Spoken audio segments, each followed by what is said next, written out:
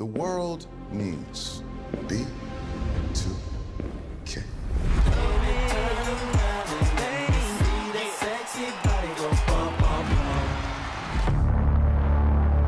B2K's breakup was a huge shock to their fans.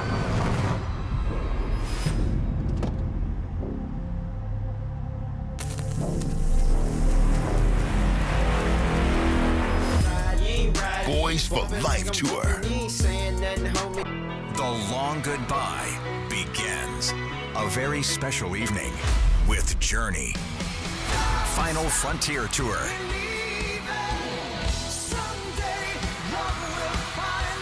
Journey. Tickets are on sale now at journeymusic.com. Your chance to say goodbye to the songs that changed our lives. Journey. Final Frontier Tour. Thanks for showing up, Memphis. Nothing beats catching your Grizzlies IRL, and nobody knows that better than you. So next time you want to hit up a game, Ticketmaster's got your back with tickets to every upcoming matchup. Whether you're catching the Grizzlies at home or on the road, you'll find tickets at Ticketmaster, the official ticket marketplace of the Memphis Grizzlies and the NBA. Keep putting that jersey collection to use and get Grizzlies tickets today. There's no better brag than saying you saw it live. See you courtside again soon, Memphis. Watching the Grizzlies is easy with FanDuel Sports Network. If you have cable or satellite, you're all set. Find us on your channel lineup. You can also use your TV provider login to watch games on the FanDuel Sports Network app. No cable or satellite? Subscribe directly to FanDuel Sports Network online. You can also watch on Prime Video by adding a FanDuel Sports Network subscription. Not sure where to start? Visit FanDuelSportsNetwork.com to learn more.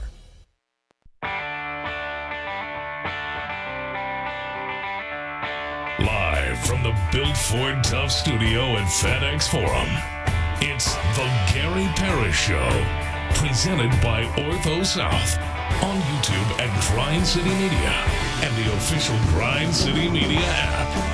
Now, here's your host, Gary Parrish.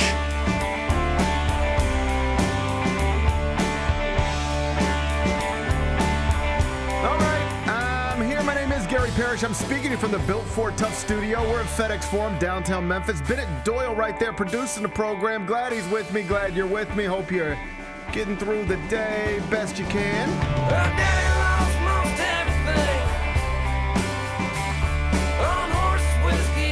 I hope you enjoy 2-game winning streaks because the Grizzlies have one now. First they beat the Kings, then they beat the Mavericks. Tonight the Nuggets are inside FedEx Forum.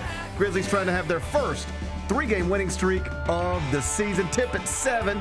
Tickets available, Grizzlies.com. We'll talk about it momentarily. First, though, quickly, let me set today's schedule for you. The next segment, about 20 minutes, Michael Eaves is going to join me. He, of course, hosts SportsCenter for ESPN. I'll talk to him about a number of things, including Shadeur Sander getting his first victory as a starter with the Cleveland Browns. He's 1-0 now as an NFL starter. Suck it, haters. Michael Eaves will be here in about 20 minutes. Finish talking to Michael. We're going to take a break, come back, do 5 more things you need to know, at which point we will discuss 5 previously undiscussed stories. Among them, oh, man. Penny Hardaway's Tigers lost in the dumbest way possible this weekend. 0-2 in the Baja Mar Championship. Absolutely ridiculous the way it ended against Wake Forest, and now they're 1-4 with a game against Southern Illinois on tap. We'll shake our heads at the Tigers. We'll do it in about 40 minutes. It was also a rough weekend for Brooks Monaghan's Tigers. The women's soccer team over at the University of Memphis eliminated from the NCAA tournament by Texas Christian University. 4-0 was the final. Got whipped by some Christians from Texas. It's a tough scene. Yeah, that hurt. I asked Bennett how things got away from our favorite women's soccer team. We'll do that a little later on in the show. 1 UAB football player stabbed 2 UAB football players before this weekend's game with South Florida. That's according to university officials. I'm sorry? What? A UAB football player stabbed 2 UAB football players. Wild situation. And you might remember this is one of the 3 teams in the American that beat Memphis this season. I do remember. Good Lord.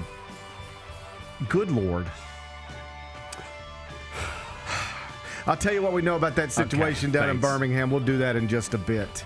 The Titans lost again this weekend, but Cam Ward had an encouraging performance. I think that's maybe like the best of both worlds. You lose to enhance your draft odds, but you get something to feel good about with your rookie quarterback. I'll get Bennett's thoughts on the number 1 pick of the 2025 NFL Draft.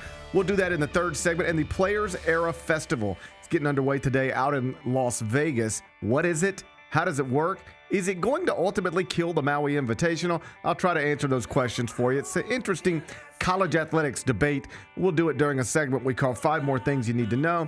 Then we'll eventually do GP's Carryout, and we'll call it a day. So that's the rundown. We got a lot to get to, but I did want to start with your Memphis Grizzlies because Game 18 of a scheduled 82, it's going to be held tonight in downtown Memphis. Grizz Nuggets, FedEx Forum, tip set for 7 o'clock. Tickets are available. Grizzlies.com. It's an opportunity to see the best basketball player in the world, Denver star Nikola Jokic, and it's also a chance to see the home team try to turn their first 2-game winning streak of the season into their first 3-game winning streak of the season. Yes, the Grizzlies are on a 2-game winning streak, so either things have stabilized with our NBA franchise and its first-year head coach, or perhaps this is mostly just the byproduct of playing back-to-back games against the Kings and the Mavericks, 2 bad teams with a combined record of 9-26. What do you think, Big Bet Bennett? Option 1, things are better. Woohoo! Option 2, you just played the Kings and Mavericks. Calm down. Or option 3, the truth is probably somewhere in the middle. I guess I'll say option 3 since you gave it to me. I'm going to give it to you. I'll take option 3 because we know that the Grizzlies beat bad teams. We've been doing that all season so far. We've been doing that for 2 years straight. We've been doing that for 2 years straight, yeah. So we know we can beat bad teams. If you suck at basketball, you're getting that L. If you suck at basketball, we're going to make you pay for that. That's right. So, if you're good at basketball, we're up against it. Yeah. But if you suck at basketball, we about to give it to you. But I have seen some encouraging things that lead me to believe maybe something could be turning. I don't want to get my hopes up. Oh. I don't want to get my hopes up. I don't know if you saw the injury report that came out over the weekend, but I never miss them. It appears some reinforcements aren't coming anytime soon. So, man, Ty Jerome, buddy. That's tough. Ty Jerome, my man. Yeah. But I'd give him one of my legs. I'd make give him that one of my status legs report look a little him. different. I know my legs are shorter than his, but still, it's the thought that counts. But no, there are some encouraging things that I've seen over the weekend, and one of them I mentioned. Ty Jerome obviously is going to miss some more time. We know as he recovers from that calf injury, but Vince Williams Jr. has 35 assists over the past 4 games. Vince Stockton. 35 assists. Vince Stockton Jr. mean, that is clearly something. Vince Stockton Jr. That is clearly something. We can say, okay, they beat the Mavs, they beat the Spurs, 2 bad teams to win back-to-back games. Fine, whatever. They always beat bad teams. The Vince Williams Jr. thing is real. This has come out of nowhere, and he knows how to get his teammates involved. It's that simple. Over the past week, he has undeniably and clearly established himself as the best 5th-string point guard in the NBA. It's not even a debate. It's not even a debate. It's not even a debate. Nobody is out there debating this. And you want to know why? Because it's not debatable. It'd be a stupid debate. Right. They'd be like, hey, Stephen A. and Cam, I need you guys to start debating on First Take this morning. And it'd be like, all right, what are we talking about? And who's the best 5th-string point guard in the NBA? And Stephen A. would be like, I think it's Vince Stockton Jr. down in Memphis. And then Cam would be like, of course, it's Vince Stockton Jr. down in Memphis. Right. And then it'd be like, all right, now what do we say? That's it. Next topic, I guess. Who? All right, Michael or LeBron. And, you get right back into Michael or LeBron. Right. But you can't do who's the best. Can Vince ever catch that? Yeah. That kind of thing. It's like, well, but Michael's got the 6 titles. And it was like, yeah, but LeBron did it longer. And, you start doing that again. But you can't spend much time on who's the best 5th-string point guard in the NBA because it's a short conversation. Vince Stockton Jr. Saturday's game was fun. Final score, Grizz. I had a blast. I really did. Did you turn up? I did. A little too much, but we talked before. I just need to be careful. I'm getting older. You got a little too loose. Turning up ain't what it used to be. I know, buddy. It doesn't feel the same the next day. Nothing feels the same the next day. Yeah. I'm hurting right now. I don't even know why. I know. Yeah, I know. You threw your back out right before we went on air. Yeah, it's like I just don't even know why. Just out of nowhere. Like if you see me, you'd be like, "Man, he looks like he's hurting," and you'd be like, "GP, are you okay?" And I'd be like, "My back's hurting," and you'd say, "Well, what happened?" And I'd say, "I don't know. It's just I don't know anymore." It's rough out there. It's rough out there. Yeah. All right, but I had a good time on Saturday night. I turned up. Yep. I had to fly home from New York City, and I turned up all the way home. Now I got home. I turned up some more. Mm-hmm. I was having a blast. Yes. Final score: Grizzlies 102, Mavericks 96. John Morant and Klay Thompson went at it a little bit, even though only one of them was playing. What'd you make of that? I love it. I can't stand Klay. You know that. I've told you that for years. That he is probably risen to the very top of most hated Grizz opponent of all time. I don't think it's even close at this point for me personally. So yeah, I mean, we got history, we got different eras like with this guy. I do not like Klay. It certainly made for a nice little internet moment, didn't it? It did, and you know what? I do think that it is getting first off, like, people are going a little crazy with it. Like, it's okay for guys not to like each other in the NBA. It's actually, dare I say, fun. I like it. It's fun for me as a fan. But I see a lot of people saying that Ja called Klay a bum because of the Klay called Jaren a bum. That's what, because Klay called Jaren a bum after that playoff series, right? That seems intentional, that word, that you threw Klay's word that he used on your teammate back in his face Saturday night. That appeared to me what happened. And I'm sure that Ja remembers that, but that is not why he did it. Because if you watch during the play when Klay and Vince get tangled up and start pushing and shoving, when Klay's walking away, he's pointing to Vince going, bum, bum, bum. Then Ja gets in his face and goes, "You the bum." That's what it came from. Perhaps. But it is true, at the very least, that Klay used that specific word with Jaren years ago. Yes. And I know some have interpreted Ja going back to that word as a callback to the initial thing years ago. Whether it is or not, who cares? Yeah. It's still something that went viral. And then Klay had his locker room comments where he, I thought, poked back at Ja pretty good. Yeah, he did. Yeah, and it was all... He got him there. Yeah, he got him. Like, that's the hardest things to hear about yourself, I think, are true things. Mm-hmm. Just things like your own insecurities that are laced with, like, there's some truth in that. And I thought Klay, like, really needled that pretty good. Yeah, I mean, he's also like the most sensitive player in the league. This dude. He might be the most sensitive player. Yeah, this dude. In the league. At least he didn't throw his 4 fingers up. Thank God. I've only seen that 5,000 times. Cam Spencer was nice. Cam was great. 6 of 10. Cam was great. 6 of 10 from the field. Earned praise from John Morant.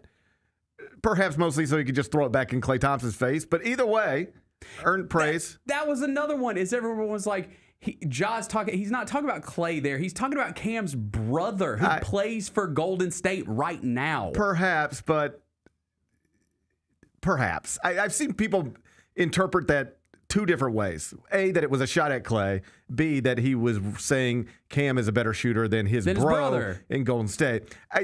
All of this is too stupid to care too much about. I know. I'm just... But all the think pieces out there. Yeah. I'm trying to add some context. It seemed like Ja was saying who was the best shooter in the building tonight, and Cam Spencer's brother was not in the building tonight. And bro from Golden State could then be interpreted as... He don't even consider him a Mav. You're not even a real Mav. You're not even a real Mav. You're just You're still just a bro from Golden State all these years later. All right, that's the way I interpret it. But let me be very clear. Yeah, I don't care. Let's move on. Yeah. Zach Edey provided his first double of the season. 12 points, 15 rebounds, 4 blocks. 7 of those 15 rebounds were offensive. And the Grizzlies as a team grabbed a season-high 23 offensive rebounds against the Mavericks 2 days after grabbing what was a then season-high 21 offensive boards against the Kings. Like, that's not a coincidence. And that goes back to your question earlier about, like, is there things trending? And him being back has clearly changed things. Changes things. Jaren being out changes things. Ja being out changes things. Ty Jerome being out for the foreseeable future. All of these things are like things that matter. But like, yes, Zach Edey being back in the lineup and being effective is a thing that matters. And these offensive rebounding numbers are a byproduct of it. The 7'4" center, he's 2-time National Player of the Year at Purdue. He's now played in 4 games.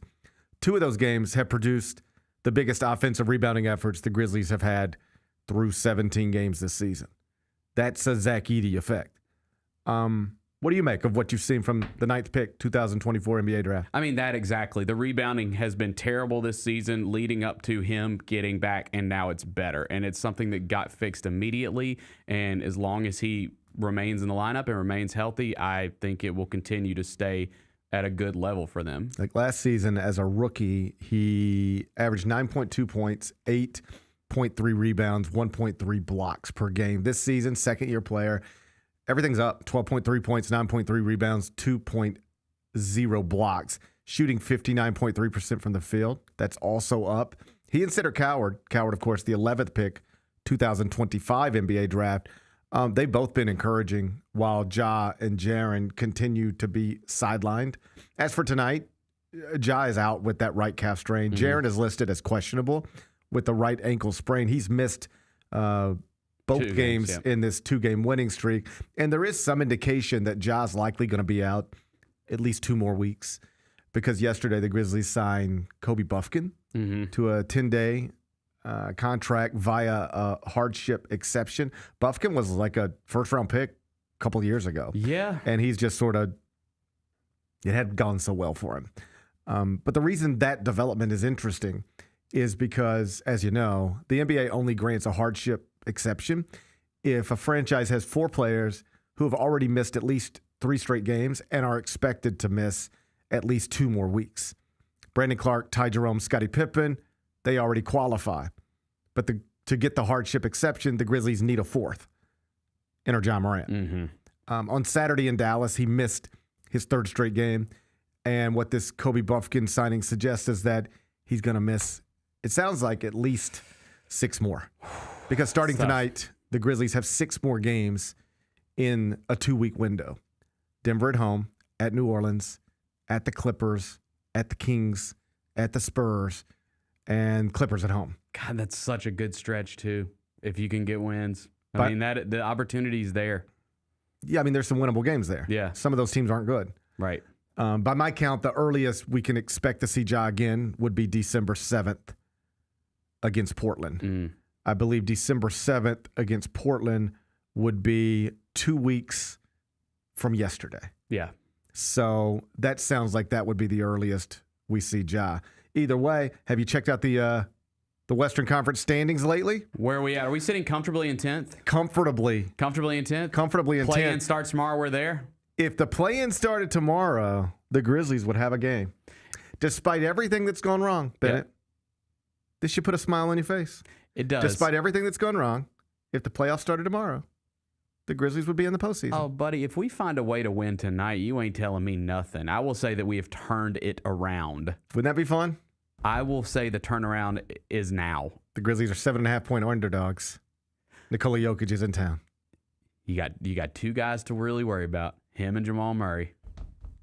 Can we neutralize one? Bennett's trying to neutralize somebody. Can we neutralize? You know, they did lose to that crappy Kings team the other night. Hey. Just saying. Dumber things have happened. I'm just saying. Dumber things have happened. Tip-off is 7 o'clock. Tickets available, Grizzlies.com. Michael Eaves is going to join me next. Grizz Nation, Friday night just got a whole lot better. Introducing Buckets and Brews, the ultimate way to tip off your weekend. Every Friday this season, grab a terrace-level ticket to the Grizz game and 2 12-ounce Miller Lights for just $55. Get great seats, cold brews, and Grizzlies basketball. It's everything you need to start your weekend off right. So get the deal that's too cold to hold. Go to Grizzlies.com/Friday to lock in your tickets today. Let's face it, there's a lot of trash talk in basketball, but the great teams let their performance do the talking. Like Ford F-150 with Pro Power on board, a class-exclusive industry-first feature that turns your truck into a mobile generator and leaves the competition speechless. Ford F-150, official truck of the Grizzlies. Greatness starts here at your Mid-South Ford dealer. Class is full-size pickups under 8,500 pounds. GBWR. Are you ready to transform your pool into a stunning oasis? At Mainland Pool Service, they're a family-owned business committed to keeping your pool looking pristine all year round. They believe that pool care should be proactive, not reactive, which is why their skilled team handles everything from routine cleaning to complex issues with precision. They prioritize clear communication and personalized solutions to exceed your expectations. Join the Mainland Pool Service family today and experience the difference their expertise and dedication can bring to your relaxation retreat. Contact them now at mainlandpoolservice.com. Thanks for showing up, Memphis. Nothing compares to catching your Grizzlies IRL. And that all starts with buying tickets at Ticketmaster, the official ticket marketplace of the Memphis Grizzlies and the NBA. Ticketmaster gets you to the game so you can catch every highlight. Put that jersey collection to use for the next game and get Grizzlies tickets at Ticketmaster. Whether they're here at FedEx Forum or on the road, Ticketmaster's got your back when it comes to scoring tickets. And there's no better brag than saying you saw it live.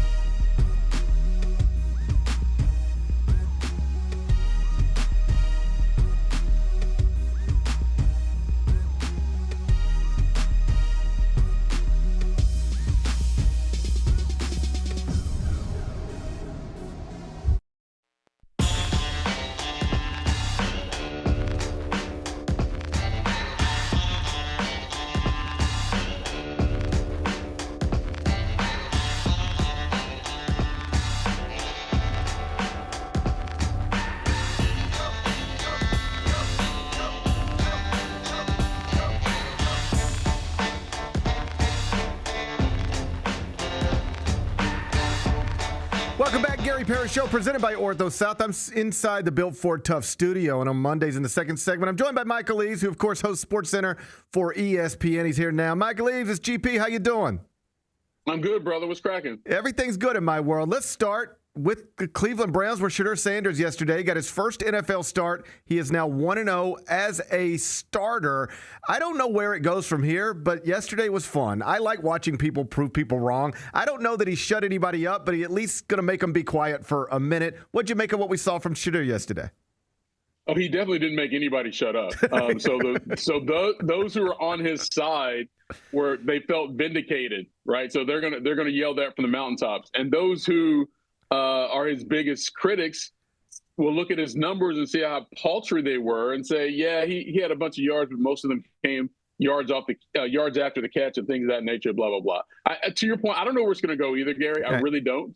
But it was fun.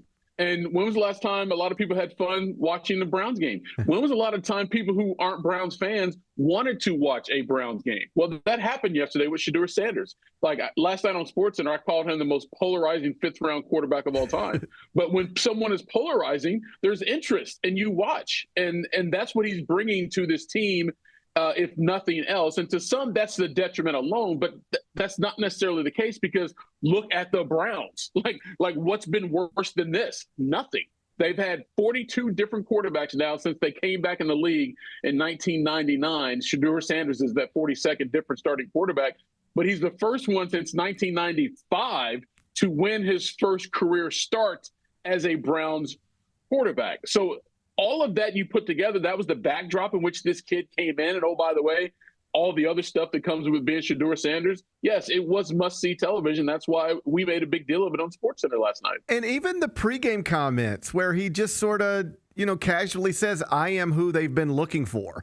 Like, there's a scenario where that comes back to bite him, obviously, but I like the idea that he thinks that way. I like watching him deliver after having that moment. Again, I don't know where it goes from here, but yesterday was awesome. So, and here's the thing, Gary, and I'm with you. People have a hard time with athletes not being humble for whatever reason, right? Now, there's a difference between being humble and the line to being arrogant.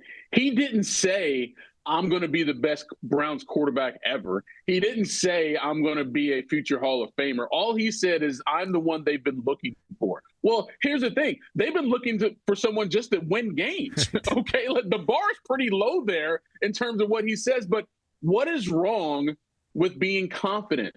Like, look how many podcasts that people watch now, Gary, to try to teach themselves how to be more confident in whatever their endeavors are, right? People make millions of dollars trying to tell other people how to be confident. Shadeur Sanders doesn't need that, right? And for him to speak it outwardly, that's part of his process for continuing to believe in himself. If you speak it into the universe, sometimes you have to speak it into the public, right? We try to hold friends accountable. Let's say it's working out. Well, how do you do that? You post your videos of yourself in the gym working out. That's how you hold yourself publicly accountable. That's what he's trying to do. But people who have a problem with confident people because they're insecure and they see that as arrogance as opposed to just confidence, right? And then at the end, he said, I know people are preying on my downfall, or however he worded it. He said, it's not going to happen. That's belief in himself more than anything. If someone tells you, Gary, you can't do something, are you going to say, right, terrible, I'm not going to do this? No, you're going to do the exact opposite. If you have any competitive bone in your body, like, no, you think I'm going to fail? I know I'm going to win. That's all he does, and some people hate it for whatever reason. Last thing on this, after the game, Kevin Stefanski was obviously asked about moving forward at that position. He said he will make that decision at a later date. And I get it. There's a process, blah, blah, blah. But you can't turn back now, can you? I mean, he's got to start the next game. Turns back now, the backlash will be enormous. Right. Just because Dylan Gabriel wasn't playing great before he got hurt. Right. He's also a rookie. So what are you doing? Now, if Shadeur goes out the next game and totally just has the worst game ever, then your decision is easy. Even the public will say, all right, yeah, we get it. But if he goes out there and plays as well as he did Sunday, you have to keep that track going because your alternative is not necessarily better because you've seen more games from that than not. Elsewhere in the NFL, fun game in Kansas City. The Chiefs were down 20-9 with like 9 minutes to go. Come back, win it in overtime. I don't want to be hyperbolic, but during the game, it felt like this could be a season-changing outcome. Like, are they going to stabilize things, or is this where it continues to get bad? What did you make of the way Kansas City responded late yesterday? Well, that's exactly what that game was, to be quite honest. It was do or die for sure.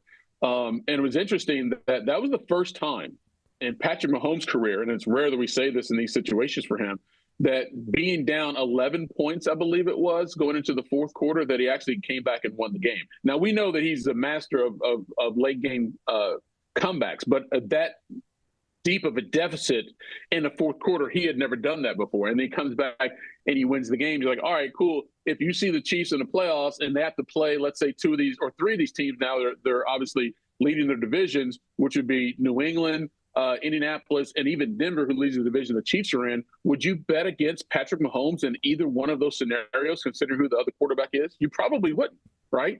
And that's the belief that the Chiefs have. Yeah, we've done some things. We've had some injuries. We're not ourselves. But if we get there and we have everybody available, we should beat anybody that we face. That's what they believe. And quite honestly, Gary, I think a lot of the league would believe that too in a one-on-one situation. So if they can do whatever to get to that situation, then yeah, they are still the Chiefs and are led by a future Hall of Famer in Patrick Mahomes. Wild game down in Texas, Cowboys 24, Eagles 21. And in the process of it, Dak Prescott becomes the Cowboys' all-time passing leader, eclipsing Tony Romo.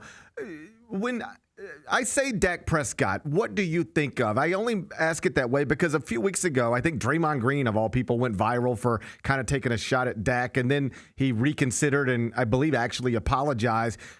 He's just somebody we've been aware of forever, dating back to his days at Mississippi State, and now he's the leading passer in the history of one of the biggest franchises in American sports. Just what's your assessment of Dak Prescott as a NFL quarterback in the year 2025? Well, the yardage thing doesn't really stand out to me that much just because the game has changed so much. I mean, neither he or Tony Romo would be the top two or three quarterbacks in the history of that franchise, right? They just wouldn't be. But times are different. You throw the ball more, that's fine. But I do believe that Dak has been underappreciated in his ability to play the position and what he's meant to that team. And he's also been overshadowed by the owner of that team, who takes all the spotlight from all things Dallas Cowboys. And the other shortcomings that this team has had, and this roster specifically through the years, has not enabled Dak to be even more effective than his talent suggests he could be. Quite honestly, that is the history of his time there in Dallas. It's what could have been, or oftentimes what should have been, and he was not in the best position to see if he could truly be one of the great quarterbacks by leading the team, because they didn't have this, and their owner was so arrogant that he wouldn't go out there and do that because Jerry Jones is bigger than everything. But amongst his peers, I do think he's probably one of the more underappreciated quarterbacks of his generation. Over the weekend, switching gears, it was formally announced that Jake Paul is going to fight Anthony Joshua down in Miami. And this is very different than the other fights he's done. Like, Anthony Joshua isn't what he used to be, but he is an Olympic gold medalist, a two-time world champion at the heavyweight division, and still a real punching threat. Can you make sense of why Jake Paul is putting himself in the ring? Clearly, he thinks this is a favorable matchup or something he can survive, but every boxing writer I've seen comment on it seems to think this is one where you got a chance to get hurt. It's interesting. What do you make of this actual Netflix fight? One, it's going to make Jake Paul a lot of money, and that's where he operates from. Let's start there. Number two, let's say he loses. No one would be shocked, and I don't think it would take away anything from whatever his boxing career is. If he loses, if Jake Paul wins, we know that it's fixed. There's no way in hell that he could beat Anthony Joshua in a legit boxing match. No way in hell. Now, those other guys he was fighting, especially guys coming from different sports and MMA and blah, blah, blah, they're not true boxers. And then he's about to fight someone that was way smaller than him. And I'm so glad that fight got canceled, because I just didn't like the idea of it to begin with. But this one, when you see the size differential in these two humans and the fighting prowess that Anthony Joshua actually has that legitimately made him a world champion, there's no way in hell Jake Paul should be in the ring with him. And here's the thing. Like, most state commissions wouldn't even sanction the fight because of the size differential, right? So it's clearly made for TV. It's made for money. So that's the only thing that's happening here. If he wins, then it's what it took to lose the fight. People know that 100%, because that's the only way he could win this fight. Last thing before I get you out of here, the Lane Kiffin story in Oxford continues to unfold. The latest being that the athletic director, Keith Carter, said that an announcement will come Saturday after Ole Miss plays Mississippi State in the Egg Bowl. Obviously, this is unprecedented, just weird stuff in college football. There's a very realistic scenario where a man can finish off a one-loss regular season on Friday and then bounce to another school in the same league before the college football playoff bracket is even set. Just your thoughts on everything you've watched from a distance with Lane Kiffin, Ole Miss, and the way all of this has been handled. The thirst of college football administrators and boosters knows no bounds. They are thirsty after these men in a way that I cannot comprehend, Gary. And it's not just Lane Kiffin. It goes back years, whether it's Nick Saban, Jimbo Fisher. The names go on and on. Brian Kelly. These men who are in this position of leading the team, but someone else wants them. And so then they become even more attractive to more people, and these people are willing to give them as much money as possible. And all due respect to Lane Kiffin, but what has he won? What has he won that warrants this type of thirst? I just don't get it. And I have no problems with Lane Kiffin. Well, I used to have a lot of problems with Lane Kiffin because he was a typical guy who was born on third and thought he hit a triple. His dad's Monty Kiffin had a name in football that could got his son a job anywhere. And that's exactly what happened when Lane Kiffin started USC, co-offensive coordinator, and all of a sudden he's getting these jobs that a guy his age would not get otherwise. Went to University of Tennessee. He's like, oh, wait, now the Raiders want me. Went out there, and the Raiders shouldn't have hired him. Al Day was old and senile at that point. Thought he had a hotshot young kid. Clearly that wasn't the case. And so Lane was like, nobody wants to touch him. He had to fight his way back up to where he is now. So credit to him for that. But he hasn't won the SEC yet. In the college football playoff yet. They haven't won a national championship yet. So why are these other teams spending so much money on this guy to do that for their program? Do they think, well, if he could do it at Ole Miss, and he gets the resources we have here at Florida, we have here at LSU, then yeah, he can totally do it here. He needs us, and then he's going to win it. Well, that's what you're banking on. He hasn't done it before, but now you can think you're the one that can give them opportunity. Well, here's the deal. You thought the same thing with Brian Kelly. Yeah. You thought the same thing with Jimbo Fisher. You thought the same thing with all these other coaches, and none of those people were able to do it. And now what happens? You end up paying all these huge buyouts. Yep. So I don't care what happens to Lane Kiffin. He can go, stay, whatever, good for him. But it's the thirst, the diabolical belief that these administrators and boosters have that are willing to put up this money and just throw themselves at these coaches is baffling to me. It is a wild situation. That is Michael Eaves. You can see him on SportsCenter on ESPN. Follow him on X at Michael Eaves. That's at Michael Eaves. You're the best, buddy. I'll talk to you next week. All right, man. Have a good holiday. All right, you too. Bye-bye. That's Michael Eaves from ESPN. Bennett, go ahead. Predict it. Lane Kiffin announces what on Saturday? Oh, my God. And does it matter what happens against Mississippi State? Because some people believe this. First off, just before we start talking about it, yeah. And I intentionally left this as the last question for Michael so that we could spend some time here on this. Because I wanted to get his thoughts on it, but I also wanted to spend some time on it between the two of us. Some people... And there are people out there who believe everything. Whatever you're looking for, it's out there. If you believe Lane Kiffin is going to stay at Ole Miss, you can find people who will tell you that on the internet. If you think Lane Kiffin is going to be the next head coach at LSU, you can find people who will tell you that on the internet. Whatever you're looking for, it's out there. Yep. Some people believe this. They're waiting till after the Mississippi State game. So... if you win it, then you know you're in the playoff and you got all these good feelings and you just can't walk away from that. Mm-hmm. But if you lose it, then everybody's mad and like you don't even know if you're going to be in the playoff. Certainly your seating is going to be affected. Mm-hmm. You're probably not hosting a game now, and it easier to walk away then. Not ideal, but you can, and so that the outcome of a football game this week will determine the future of Lane Kiffin. Do you think that's true? I don't. I find that hard to believe. I find that hard to believe, too. The outcome of one game is going to decide all this stuff. I mean, if you're going to ask me what I think, I tend to think he's going to stay. And the reason I say that is because if you know he's out the door, why do you even want him to coach in the game? Like don't you just want to? Like, why would you? I don't know why you even give him that moment. Because here's what I think. He's not telling you he's out the door. Other people might be telling you he's out the door. He's not telling you that.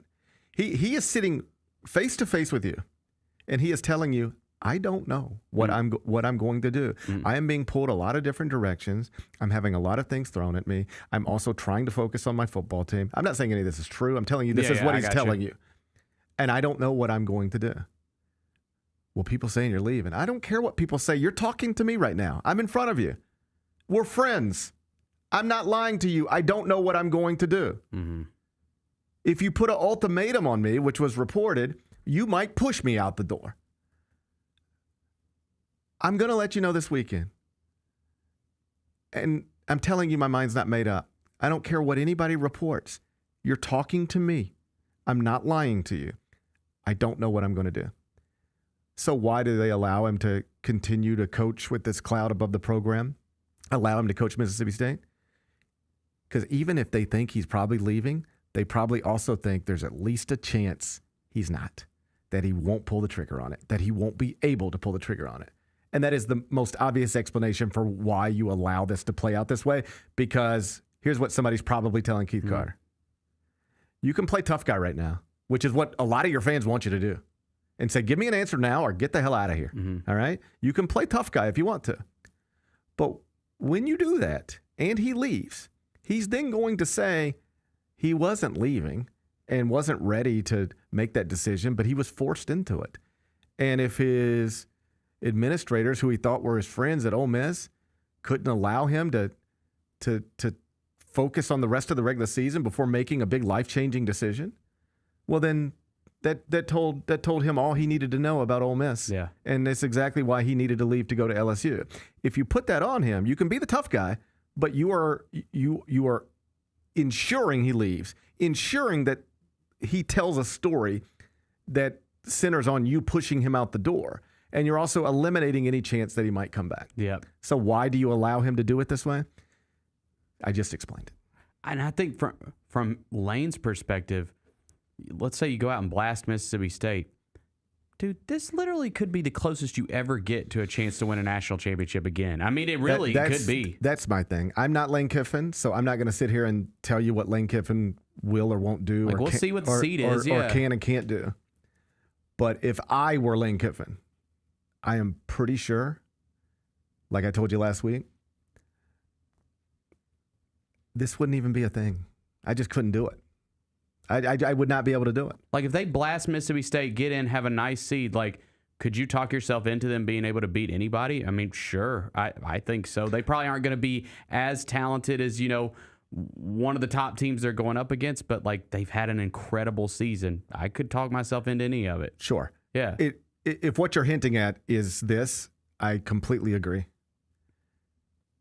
If you leave on Saturday to be the next head coach at LSU after beating Mississippi State and probably being set up to host a college football playoff game, you are walking away from a totally realistic chance to win a national championship so that you could maybe, at another place, right, get back to a similar position someday with no guarantee that you ever will. I guarantee you Brian Kelly thought he would. They all do. He's been in a national championship game. Here's the thing. I know that some people like to say, I don't care what anybody thinks, They just march to the beat of their own drum. Mm-hmm. I'm not consumed with what people think, but I do care. And I would not want people to think, I would not want my legacy to be, they gave you a shot in Oxford when other SEC schools wouldn't. They gave you every resource you could reasonably ask for to build a national championship contender. They supported you while you were doing it. You did it. You were the architect of one of the greatest seasons in Ole Miss football history, something that millions of people around this country and in that state care about, and you abandoned it to go take another job. For what? That could not be my legacy. I would not. Like, if I were sitting down with my family the same way I'm certain Lane to sit down with his family, and I have everybody in the room, and I would say, the truth is, I don't know what I would do if we were in a different situation. Like, if we were a 3-loss team right now, I'd probably go beat Mississippi State on, this week, and then I'd probably just bounce to LSU. Mm-hmm. I probably would. But that's not where we're at. We're going to the college football playoff. And I cannot have my legacy be that I walked away from, I'm the guy. Hey, has anybody ever walked away from a playoff team? I can't be that. I can't have, first off, all the young men in the locker room, all the things I've told them, ride with me, stick with me, all this stuff. I can't do them this way. But just broadly speaking, for the rest of my life, that's what I'm known for. For the rest of my life, when people say Lane Kiffin, they won't say amazing football coach. It won't be the first thing they say. They'll be like, that guy. Can you believe that guy? Walked away from a contender. Left those young men right in the middle of a run to the college football playoff. I couldn't have people think that of me. And so that is why, if I were Lane Kiffin, I would stay at Ole Miss. And it would be primarily for that reason. I think he's right now, I think he and I are around the same age.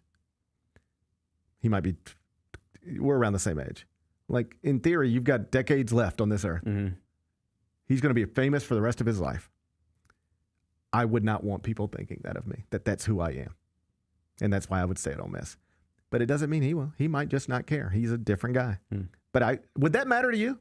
Yeah, I mean, you've got a chance to have, like, a real legacy. But I mean, but I want to be very clear. I'm not even saying I couldn't walk away from the chance to win a championship, because you probably won't win a championship. I'm saying strictly I could not do something that is going to make the entire world that cares about me at all, knows about me at all, think the exact same thing about me, which is that was kind of a scummy thing to do, to walk away from your team under those circumstances. Most coaches wouldn't do it. I agree. I wouldn't want that to be my legacy. And if you I want to go for the title. And if you walk away on Saturday from a playoff team, that is your legacy. That's who you are. That's who you are. I mean this sincerely. I don't think most coaches could even seriously consider what Lane Kiffin is reportedly seriously considering doing. I don't think most coaches would even it'd just be like, think about this. If it was college basketball, if Purdue was about to get a 2 seed and Matt Painter left to go be the new head coach at UCLA before the tournament started.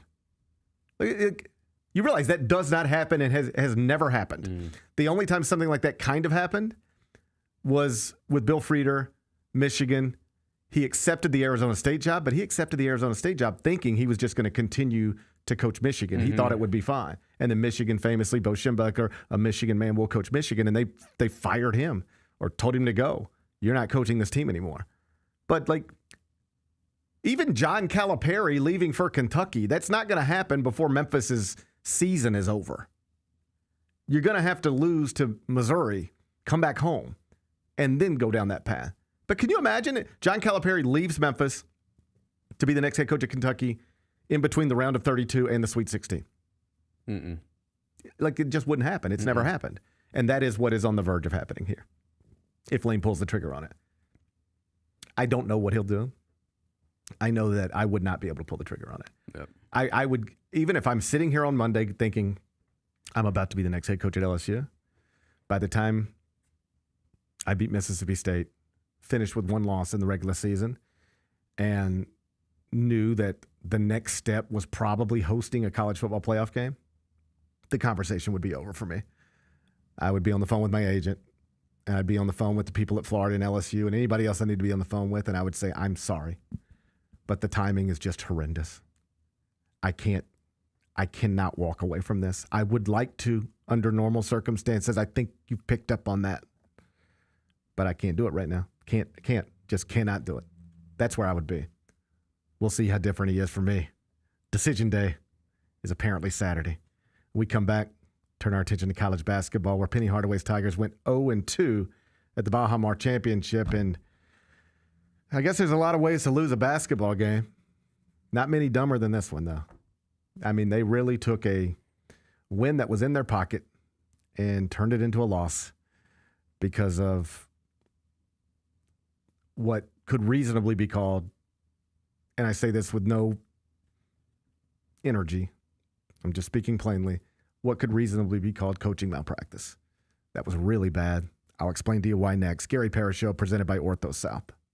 Sonic Radio. Welcome back to Sonic RNDIO. That spells radio with me, the CIO. This just in, the new Sonic $1.99 menu lets you build a crave-worthy meal for just $1.99 an item. Whether that's a creamy shake, crispy tots, or a quarter-pound double cheeseburger. This just out. Ostriches. They're mean, not very cute, and in my opinion, way too big for a bird. Don't miss the Sonic Fun 99 menu. 5 items, always $1.99. Live free, eat Sonic. Tax not included. See menu for details.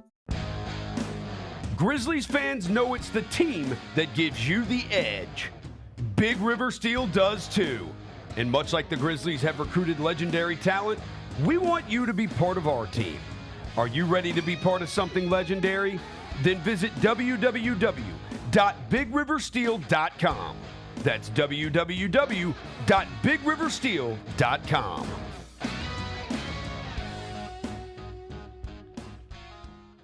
Kroger shoppers and Grizz fans. Want exclusive last-minute discounted ticket deals texted straight to you? Sign up with the new Kroger Buzzer Beater deal.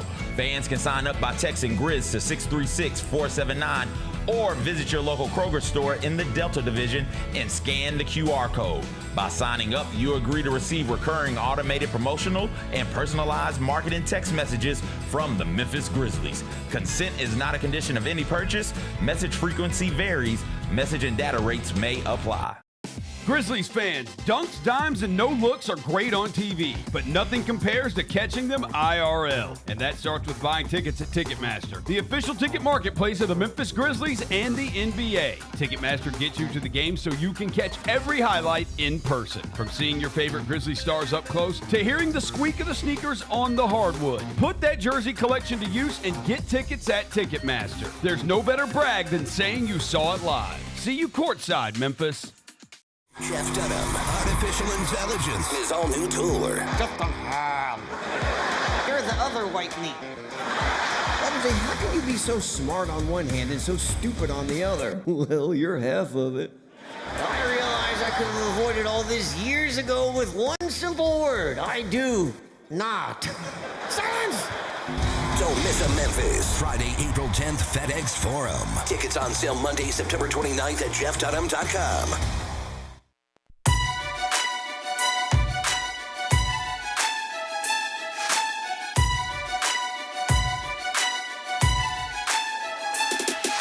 Orthopedic injuries can be unpredictable, unforeseen, and unscheduled, and Ortho South understands this better than anyone. Since your injuries don't make appointments, you don't need to either. And that's because Ortho South welcomes walk-ins during the weekdays, in the evenings, and even on Saturdays. So next time an unforeseen injury makes an unscheduled appearance in your life, visit orthosouth.org to find your nearest urgent care location. Just walk in Ortho South to take care of everything, especially you. Learn more at orthosouth.org. That's orthosouth at orthosouth.org. Now I got 5 more things you need to know. Number 1. Final score, Wake Forest 69, Memphis 68. So the Tigers go 0-2 in the Bahamas. They come home with a 1-4 record heading into a game against, Southern Illinois. Bennett. That was I said on Twitter, that was a soul-crushing loss. That one hurt. It stabbed me in the heart. Because if that possession goes a different way, we are coming in here today talking about this season and the future of this season completely differently than we are right now. Oh, sure. And the real problem is that the possession you're referencing should not have even gone the way it went. It should not have even happened the way it happened. Set it up for us. I mean, this is crazy to watch. I mean, the whole thing, like, college basketball players sometimes make some bad decisions. And so you can't harp on that too much. I can't tell you how many times I've been on the sideline for a game, doing sideline reporting, and it's a late game situation. You're in these huddles, and I'll watch a coach explain exactly what's going to happen. And then the players all look at them and they're like, got it. And then they go out there and they just don't do it. There was a game I was on last season. I think it was Arizona State, Texas Tech down in Lubbock. And it went to maybe double overtime or something. It was a fun game. And I'm in the Texas Tech huddle, if I remember correctly. And the coaching staff is telling the players, hey, and you got to watch the inbounder because he'll inbound the ball, but he's going to try to get it back. And so just stick with him for at least 3 seconds after he inbounds because they're going to try to get it back to him pretty quickly. All right, we ready? All right. And then inbound the ball and left the inbound guy. He gets it right back, scores. Yep. It's like you just not even doing what the coach. I just watched the coach tell you what to do, and you just didn't do it. So sometimes that happens. And that happened to Memphis. I'll explain. But the thing at the end, with Doug McDaniel not missing that free throw, that's a big coaching error. If not on Penny Hardaway, undeniably on his staff. Now let me walk you through all of this. Okay. So, Memphis is up a bucket, 2 points, final 45 seconds or so against Wake Forest, Friday night down in the Bahamas on CBS Sports Network. I had the privilege of being in studio for it. Zach Davis takes a three. There's about a 12-second or so difference in game clock, shot clock. So Wake doesn't have to foul yet. They can sort of play it out, hope to get a stop, go down to the other end, and try to either tie it or win it. So they're playing. Zach Davis launches a three, misses, but it's one of those threes where he could see it was going to miss before anybody else could. So he, hustled and got the offensive rebound. At that point, you know what you're supposed to do? If you understand time and score, situation, all that stuff, which is what basketball players are supposed to understand, but not always. You're supposed to just hold the ball.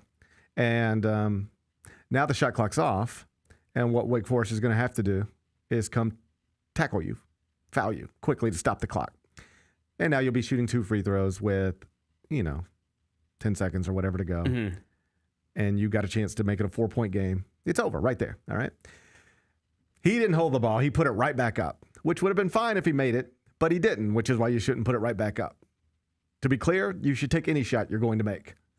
But if there's even a little bit of a chance you might not make this, you shouldn't take it. So a dunk, man, yeah, dunk that. But like a little floater runner thing, he missed it. I missed it bad. Yep. Next thing you know, Memphis is reduced to fouling Wake Forest, which is also a problem. Why are you fouling 75 feet from the basket?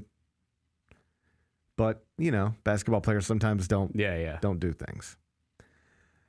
Wake Forest goes down, makes a couple free throws now. We're tied again. All right, shot clock off. Memphis going to have an opportunity, it appears, to win it at the buzzer or go to overtime. But the score's tied and put it in Doug McDaniel's hands. He's good, fast, and gets to the rim, gets fouled. 1.5 seconds left. And he makes the first free throw. And in that moment, I'm sitting in the studio in New York. Kiana Martin's our host. Wally Zerbiak, Chris Walker, and myself. We're the analyst. And immediately, Wally and I are like, you got to miss this. You got to miss this one. The announcers on the game are like, should Memphis miss this? And I'm like, yes, because this is like just obvious basic basketball stuff. I'm not exaggerating here. If you miss the free throw, I'm telling you exactly how the game ends. Mm-hmm. You miss the free throw. You can even get all your players off the line. Doug McDaniel stands there by himself. You take your other 4 guys, put them wherever. All right? You miss the free throw. Wake Forest rebounds it. Clock stops. You can maybe take 1 dribble. Perhaps not. Either way, here's what happens next. Heave. Yeah. A heave. Chance for Wake. No. Stop this. Spillers catches. Colvin. If you miss the free throw, Wake rebounds it, maybe takes 1 dribble, heaves it length of the court, it falls at the free throw line, you win the game. It's over. All you have to do to win the game is miss the free throw. There is no practical way for you to lose the game if you just miss the free throw. That's all you have to do. Poor Darius Washington was in a situation one time where he had to make a free throw to try to win a game. It didn't go well. This is like so much easier. Hey, I'm going to hand you a basketball. There's a rim up there. All you have to do is not make this. We see it at the fair every year. People just line up one after another to not make a shot. That's all you have to do. Just wherever you throw this ball, don't throw it into the rim. Because the only way we can lose this game is if you happen to throw it into the rim because they have no timeouts. And they're going to have to inbound the ball. And they'll be able to set up a play. And that could, odds are still in our favor. But if you make this, they're going to be able to set up a play. But if you miss it, they just got to heave it the full length of the court. And you will win that game because they're not going to make that shot. All you have to do is miss it. Nobody told him to miss it. I would argue he should know on his own that you're supposed to miss that and should be looking at the bench like, Coach, am I missing this? Because if I know that, you ready for this? I never played basketball. That gets brought up sometimes. Oh, did you ever play? No, I never played. Nowhere close to as much as Doug McDaniel has played. But I sure as shit knew in that moment you're supposed to miss that free throw. I don't know why he didn't. But then again, he was suspended for road games as a freshman at Michigan for academics. So you can figure that out on your own. Doug's been awesome. I would argue he's got to know in that moment you're supposed to miss that free throw. He's got to know in that moment. All right? Most basketball players, I think, would and should. But if he doesn't know, the coaching staff has to make sure he knows. And I will give credit to Penny for taking responsibility. After the game, he said, I'm sick right now. I cost us. This is on me. I should have told him to miss that free throw. And I can appreciate him taking responsibility. And he messed up. But even more than that, you know who else messed up? Everybody on his staff who wasn't yelling, missed the free throw. They have no timeouts. If we miss the free throw, they can't call a timeout and set something up. They just have to play it from the other end of the court. the idea that nobody was shouting that is like staff failure. I talked to multiple coaches this weekend about this situation because I knew what I thought. I was in this unique situation where I have to tell you what I think as soon as the game's over, like live on TV. And what I thought then is the same thing I think now. But in between those two moments, I talked to multiple coaches and I was just like, tell me, how does that happen? And the consensus seemed to be, it is somewhat understandable if Penny Hardaway did not know that Wake had 0 timeouts. Because as a head coach, you were dealing with so much stuff. Like, I had one coach tell me, I've coached however many games. He was like, GP, you can look it up, how many games I've coached. I never know how many timeouts the other team has in the final minute. But it is somebody's job on my staff to know and to keep me aware at all times. Anytime I need to know, it's somebody's job to tell me. So even if this was the consensus, Penny in real time didn't recognize they have no timeouts. We're up a point. There's only 1.5 left. We need to miss this free throw. Even if, because of, I think the word Penny used was the commotion of the game, even if he's caught up in that, it is inexplicable that there's not somebody on the staff pointing out the same thing Wally Zerbiak and I are pointing out in a New York studio. Like, you have actual basketball coaches on your staff, and nobody seemed to recognize in real time the importance of missing this free throw. So Doug McDaniel made it. And now, Kyra, we'll show you what happened next. Last chance for Wake. A baseball pass. Spillers catches. Colvin for the win. That's the only way you lose. You make a free throw, it allows them to try that. And that's the only way you lose. And what's worse is that Wake Forest ran that exact play the night before. They were down 4, so it was like a meaningless play. Mm-hmm. But Steve Forbes was like, you know, this could help us down the road. We could end up in a game against Duke or North Carolina or Virginia.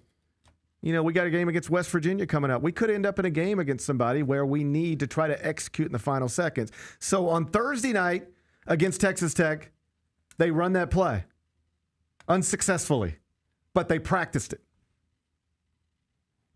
Even if you're not aware enough, if you're Zach Davis, to just hold the ball when you get the offensive rebound and let them foul you, and even if you're not aware enough as Doug McDaniel to miss that second free throw intentionally, and even if you aren't aware enough as a head coach to tell your player to miss that free throw intentionally, and even if your staff isn't aware enough to tell the head coach to tell the player that he needs to miss that free throw intentionally,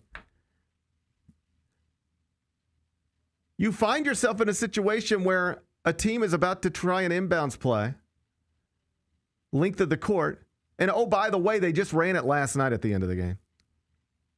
Was your staff there scouting? I know how these multi-team events work. I've been to a million of them.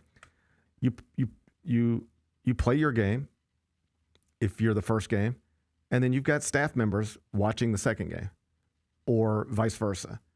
You watch the first game, and then you go play the second game. But your staff's supposed to have eyes on this stuff because tomorrow you're playing one of these teams. So you don't normally get to sit courtside and watch your next opponent. But in these multi-team events, like, that is what you're doing. Same thing in NCAA tournament. You see NCAA tournament games at FedEx Forum. Auburn plays its first game. Bruce Pearl would be, would win the game, go to the press conference, and then he'd come back out for the next game. He's going to watch it in person, put his eyes on it. You don't normally get to do that in normal settings, but in these types of events, you do. If you're the Memphis staff and you're scouting the Wake Forest Texas Tech game the day before, you saw them do this. So the truth is, Wake should have never even been in position to run this play because you should have missed the free throw. But all those mess-ups led to them being able to run a play that you should have recognized. No, I was screaming when he went to the line. I was screaming at the TV because they had 2 timeouts to call a timeout after the first free throw because I could just see the panic, right? Like, you could see, but it's not. There was a lot of yelling and stuff. Like, it's just. But it's not. But that's a problem. I don't know that anybody was panicked. Okay, but for the sake of the conversation, let's say that what you saw is right. That there was panic. Why? This should be the calmest situation. Because you've prepared for it. He made the first free throw. The game's over. If you miss the next one, there should be no panic, no commotion. This should be the calmest situation in basketball. You know, sometimes I sort of thought of this. In football, you'll see a team's behind or teams whatever, and they score a touchdown, and immediately everybody on the sideline is like two, immediately, because they've already prepared for that moment.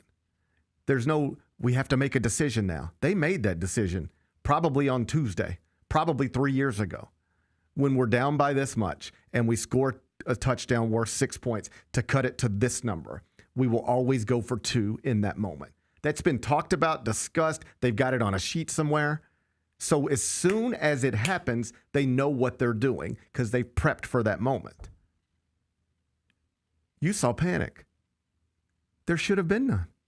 We've prepared for this moment. Doug just made a free throw. We're up 1. He's got another free throw left. They have no timeouts. There's 1.5 seconds left. Miss the free throw and let's get out of here. That's a big problem. In a moment where it should have been calm, it was panic, according to you. Even Penny said commotion. What is all the commotion about? The game's over. You just won the game. It should have been a calm moment, and it turned into a disaster. And so now you're 1-4, and that's a disaster.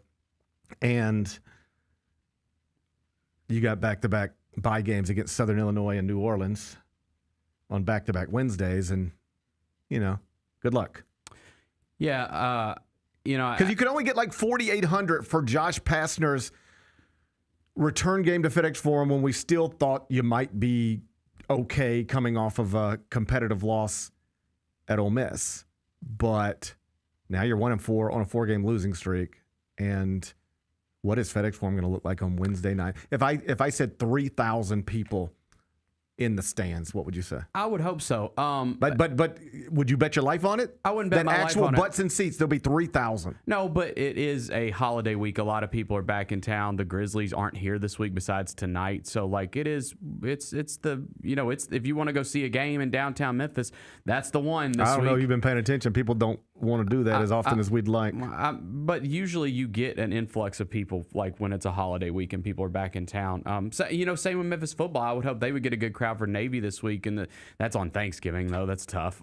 But yeah, I mean, I thought about that a lot this weekend, and I do hope that people, because people are going to have some free time on their hands this week, I do hope that people will go out and support these teams with them both playing at home this week, because man, it's a tough spot. It is a tough spot because we're talking about this completely different. If they get that game against Wake Forest, I think Wake Forest is going to be a pretty good team. It looks like they'll probably be in the they'll probably be in the mix for an at-large team or something like that, I would assume. Let me tell you how we'd be talking if they just missed that free throw. That's all it took. Miss the second free throw, you win the game. Here's what I'm telling you today. Mm-hmm. All right, Bennett, I don't know what to tell you about the UNLV loss. That was just bad. All right? You should never lose to UNLV, that UNLV team, by double digits at home. That was just bad. I can't do anything about that. Mm. But outside of that, they've got to win over San Francisco. San Francisco's top 80. Ole Miss is in the top 25-1. Went down to Oxford, played them tight. We've talked about the UNLV thing. That was just bad. But then they went to the Bahamas with real question marks attached to them, and they took the number 1 team in the country, to the final minutes. They were up with 7 minutes to go. And Purdue countered with a 15-2 run and created a little bit of separation.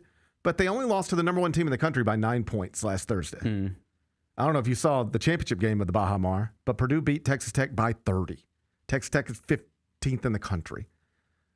Well, Memphis played that team tight. Memphis was ahead with 7 to go.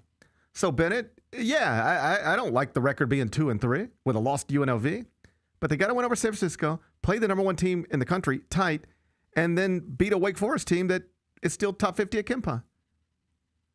They're going to beat Southern Illinois. They're going to beat New Orleans. And so that 2-3 record is going to be 4-3 by the time we get to the next interesting game. And that'll be Baylor at home. And at that point, they'll be on a 3-game winning streak, including a victory over Wake Forest. Mm. Let's go. Yep. And I don't know if you looked at the computer numbers, but they still should be better than anybody in the American. So you just got to salvage things between now and then then go win the American. Because truth is, you were probably always going to have to win the auto bid to get to the NCAA tournament anyway. It's just a totally different conversation. Right now, in reality, instead of being 2-3 with a win over Wake Forest, they're 1-4 with that loss on a 4-game losing streak and about to play a game in front of nobody tomorrow night. It's just that failure to make a proper decision in that moment changed everything about the way people talk about your basketball team. And it also sort of reinforces stereotypes that are already connected to your basketball program. And bad decisions on the court. What are you doing on the sidelines? Like, there's a certain perception that is attached to Memphis basketball, right or wrong. And when you have moments like that on a big stage like that, they get reinforced, both nationally and with your own fan base. Fair enough. I do think. I mean, I think they're better than a team that's on a 4-game losing streak. I do think that they can still turn their season around and make it interesting. If you can win these next 2, then you get 3 chances in a row again. Like, you're right. You win 2 in a row, right, against Southern Illinois and New Orleans. You're right back in the position of, okay, now we have 3 huge potential wins in a row coming up. Do I think they're going to win those games? Probably not. But they were just competitive with 2 really good teams. In fact, they were competitive with the best team. So I think I think they can still turn it around. I don't think they're as bad as the 1-4 record, but obviously they are really up against it now. You want to call them the best 1-4 team in college basketball? They are definitely the best 1-4 team in college basketball. You know what? Without question. They really might be. They really are. I believe that. They probably are. Yeah. Okay. But they are a 1-4 basketball team. That's right. Here's the truth. If they just play as hard as they didn't play smartly, but if they just play as hard as they played in the Bahamas, they'll win the American. I think so too. I think they have a good point guard. He was awesome in that game besides the one mistake. That's what sucks and why I was so damn heartbroken for him, because he was so good. I mean, he put that team on his back the entire second half of that game. And just, it sucks that he couldn't get that moment. And I hope that it doesn't, just mess up his confidence or anything, because I really do think that guy can lead this team to wins this season, specifically, like you said, in the American Conference. Now, the other guy they're paying a lot of money to, I'm not so sure about him because he fouled out again the other night. But I believe in their point guard. Oh, I told you I was talking to multiple coaches about that late game situation. I also talked to him about Aaron Bradshaw. Like, they're just out on him. It's ridiculous. It's ridiculous. I'm sorry, dude. And I don't like, because, we've talked about this kind of stuff for so long, and it's like, they're kids. Dude, he's getting paid a ton of money, and he's not doing anything for you. I have kids. He's getting paid a ton of money. He's doing nothing for you. I have kids, and they're out of school this week because they're kids, and it's Thanksgiving week. I have kids. Aaron Bradshaw is not a kid. It's just so frustrating to watch. He's a well-paid basketball player who looks like, come on, man. He's never going to be anything close to what he was supposed to be. He's just not very good, period. Yeah. Like, Doug McDaniel is good. You say that you think he can lead them to wins. He didn't really do that at either of his previous schools. He wasn't a part of winning at Michigan, wasn't really a part of winning at Kansas State. And so there's those questions. But if they just play as hard as they played in the Bahamas, they'll be okay.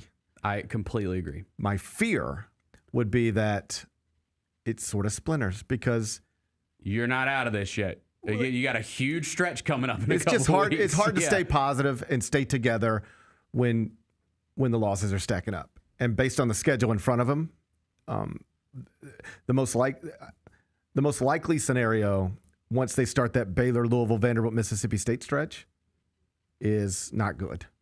Like, they will be underdogs in all 4 of those games based off of current numbers. So my question would be, how does this team's on a 4-game losing streak right now and is probably about to have another one?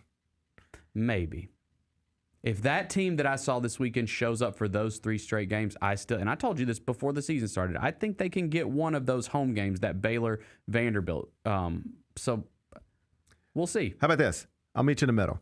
If they play as hard as they played in the Bahamas, they will not go 0-4 in that 4-game stretch. But they will be underdogs in that 4-game stretch. That's not an opinion. That's just a fact. That's right. So you've already got some questionable character guys. I mean, I'm just telling you the truth. Aaron Bradshaw is at his third school and had off-the-court issues at Ohio State.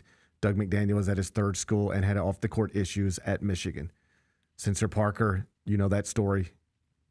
He's had off-the-court issues here. How does a team made up of those players hold it together if you actually do endure a second 4-game losing streak of the season so early? That would be my concern. If I were Penny Hardaway, that would be my concern. How do we hold it together if this gets worse before it gets better? Because if you can just get to the American portion of your schedule with some okay vibes. Yes. Then that's where you don't lose 4 in a row ever again. You might go 9-1 through a 10-game stretch. But you got to get there still together. Yes. And I think it's a very reasonable thing to wonder whether they will or not. Either way, just disappointing, frustrating. It was, yeah. You know, you just... that one hurt, man. That one hurt. In basketball... And I could see it coming. My goodness. In basketball, you're going to win some games you're not supposed to win. You're going to lose some games you're not supposed to lose. But that is almost always decided by basketball stuff. I feel like as a collection of Tiger fans, like that play that we just showed, I feel like we could just see that coming. Like you should. I know you shouldn't even ever seen that play. No, you're right. That's the problem. That's right. It's not that they executed the play. And Mario Chalmers made the shot, and Wake Forest executed that play. All you had to do was be aware of time, score, situation, and you don't even have to watch that play. That's the thing that, like I was saying. In basketball, you're going to lose some games you're not supposed to lose. You're going to win some games you're not supposed to win. But that's all supposed to be decided by basketball stuff. This loss was decided from the shoulders up stuff. There's a very obvious thing you're supposed to do in this moment. And as a player, you didn't recognize it. As a staff, you didn't recognize it.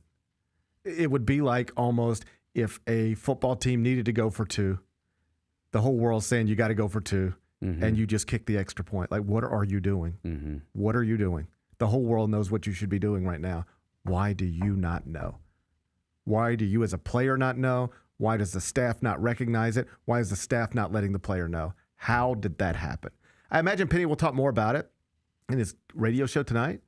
I do appreciate him taking responsibility, but that shouldn't happen. No. I say this with no anger and no, I hope I've chosen my words carefully. I'm not taking any pot shots. I'm not name calling. I'm not raising my voice. And perhaps that's not a good sign. Maybe I've just been beat down so much I don't even think it's worth yelling about anymore, right? But I'm not trying to be cheap with it. But that should not happen. What happened Friday night should never happen. And that it did is an indictment of your program on some level. It just is. Number 2. Memphis women's soccer didn't fare much better. What an awful night. What an awful night that was. Because it's happened. I believe they were both 6 o'clock tip-offs. So, yeah, or one was a kickoff.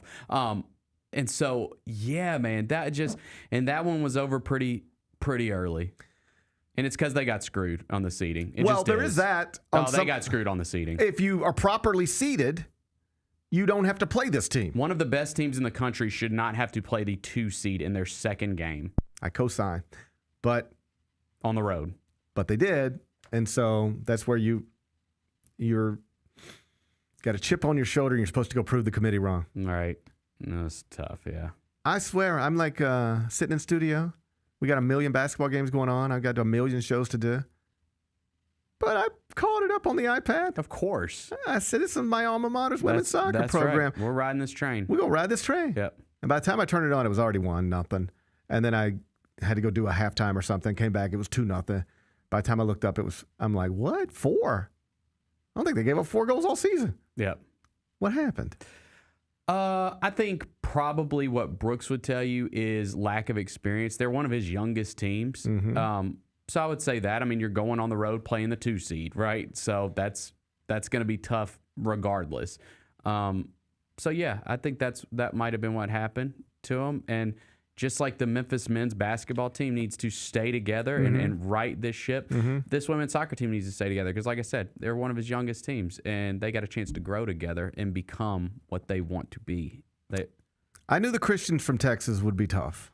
Yeah, those damn Horned Frogs. But I didn't think 4-0 to a bunch of Christians from Texas. I didn't see that coming. I don't think I did either. It hurt. It hurt. Rough weekend for Memphis. It's been a rough weekend for Tigers athletics. Yes, it has been. It was a rough weekend over on GoTigersGo.com. I didn't get a chance to look, but I might go revisit. Just sad. Everything over there is just sad. Is that still a thing going on? What? GoTigersGo.com? Is that? Well, GoTigersGo.com is the official school website. Oh, that's the school. I was thinking message board. Oh, that old Memphis. Do they do the message boards anymore? That's more like a social media thing now. I see. Yeah. I don't know if it's. I don't know if it's as active as it used to be. They used to get wild over there. I don't know what they've been up to these days. I bet they're still having a good time. I bet they're still having a good time too. I bet they're still over there having a good time doing whatever it is they do. We'll get through it together. You think so? Yeah. All right, I'm going to trust you on it because it doesn't feel that way. We're going to get through it together. Okay, I'm going to trust you because it doesn't feel that way. Okay, we're going to get through it together. We got 2 big home games this week. Like I said, Southern Illinois here in this building on Wednesday. That's Wednesday night game, right? Yeah, huge. It's a Wednesday night game. Yeah. And then on Thanksgiving, Navy's coming to town. That's always fun when Navy's coming to town, okay? I know this football season has hit a rough patch, a very rough patch. But it's always fun when the Naval Academy comes to town. I mean, we already got the National Guard. Why might as well bring the Navy town too? Exactly. All right. My point exactly. All right. Better days ahead. Better days ahead. Hey, we're going to learn from this. GTG. I feel like this is something, as a women's soccer program. I bleed blue till I die. I believe as a women's soccer program, Yes. this is just going to be something that we have to learn from. I feel like we're going to learn from this. We're going to grow from this. Yes. All right. Let's grow together then. We're going to grow together. Number 3. Would you believe it if I told you a UAB football player stabbed 2 UAB football players right before a game? They were getting ready to play a game. Sometimes before games, like, you get a banana or like some oranges, maybe have you a nice meal. You might stretch. Yeah. Tape your ankles. Down at UAB, you know what they do? Stab. Before I go any further, the victim survived, correct? Everybody appears to be alive. Okay, I wanted to. Yeah. Okay, just before I said anything, I texted you guys when this came across the feed and said we literally lost to a team that's trying to kill each other. Think about it like that. When you put it like that, we lost to a team that's trying to kill each other. A team that A, wasn't good, B, had fired their coach, C, had a backup quarterback, and D, was just weeks away from one of its players trying to kill 2 of its players. When you put it like that, that loss is even harder to stomach. I mean, it just is. What are we doing? Easily the worst loss of the season. And they still got the damn bones. They got the bones. And everything going wrong with their program right now, they can still walk past that trophy case, and there's the bones. Step over that crime scene tape, and they still got our bones trophy. Just sitting there. Yeah. That's heartbreaking. Got 2 football players with stab wounds, but they still got our bones trophy. What if we find out that he stabbed one of them with the bones trophy? You ain't. That thing is ironclad, buddy. You're not. You don't think you could stab with that? Pulling a bone off that. You don't think you could stab with the bone trophy? God, no. Barely picked that thing up. I mean, these fellas apparently were just having like a pregame meal, and they gave Buddy a salad like to, cut his steak with, and he said, I know what else I could do with this. He tried to turn them boys into Mark Sanchez. That's insane, man. He tried to turn them boys into Mark Sanchez. I had to read that 5 times when it came across. First, I thought it was fake, so I tried to go find it somewhere else before I sent it to y'all because I was like, there is no way this is a real story. This is like just one of those aggregator accounts trying to get engagement. And then there I found it. He found like the news station posted it, and wow. I mean, wow. I know it's been a tough season, but we lost to that team. We lost to that team. That stinks. That stinks. That loss. You ever feel stupid? You ever feel stupid talking about how the American sucks all the time? And then we're just always sitting here like this. Now, hang on. I have prefaced that by saying I have never said that the American Football League sucks, okay? I want to be in a different one. I'm wondering if I shouldn't just shut up about that until we can actually get a trophy. We don't even have the Battle of the Bones trophy right now. When I say the American... We ain't got no American Conference Championship trophy. We ain't got no Bones Trophy, and we're always 12 months a year talking about the American sucks. No, I can't imagine being a Tulane fan and being like, what are they always talking about up there in Memphis? About how they're too good for the American. But they never win it, except for the women's soccer program, and they just lost to a bunch of Christians from Texas. When I say the American sucks, I'm talking solely about the basketball league. Like, not excluding Memphis. We don't win that one as much as you think we should. We did last year. But football has my respect. This is a good. They cannibalized each other a little bit. They now James Madison's over here doing. By the way, Tulane beat Boston College in basketball yesterday too. So I can't even sit here and talk bad about them. Bro, Central Connecticut State beat Boston College in basketball. Oh. Is BC down bad? Yes. Okay, I didn't know. Yes. I just saw the name on the chest. I was like, damn, Tulane beat Boston College. All ACC programs are not created equal. Fair enough. Boston College is not Duke. Gotcha. But nice win. Nice win. It's over a brand. It's better than most wins they get. Yeah. I'm just sad, I think. It is. It's sad. It's just sad. It's sad. I mean, having your playoff hopes destroyed by a team that would go on to stab each other is kind of crazy. Yeah. Having your playoff hopes destroyed by a program that fired its coach, used a backup quarterback, and was weeks away from stabbing each other. That's a hell of a deal. When you put it like that, it hurts just a little bit more. Well, I hope everybody recovers down there. Yes, yeah, that goes without saying. I hope everybody's recovers down there. And Daniel Mincy, he is now facing an attempted murder charge. You would think so. Can you imagine? You wake up. I'm sure they got cameras in that dining hall. Yeah, I think that's a pretty easy case. Man, life will get you fast, won't it? I guess. You wake up thinking, man, I can't wait to play the South Florida Bulls today. By the time it's over, you're facing a murder charge. Attempted. He tried to murder. That's what the charge means. It means you weren't successful, but you tried it. Wow. Number 4. Hey, the Titans lost again, but Cam Ward looked encouraging. Rinse, repeat. How do you feel? He has looked encouraging. Is that the best of both worlds, a loss with a good Cam Ward? Yes, because I was hoping we would get to this point. Listen, up until these past couple games, I think you could reasonably sit here and say, okay, like, I know people are saying that you got to be patient and all that stuff, but it hadn't looked amazing, and he's got nothing to work with. He does not have a lot to work with on that offensive side of the football. Which, by the way, you can take the best rookie quarterback who is going to be a Hall of Fame quarterback. Yeah. And if you put him in there as a rookie with nothing to work with, it's going to look bad usually. Right. But that is a really good Seattle defense. And so, yeah, yesterday he played well. 28 of 42, 256 yards passing and a touchdown. And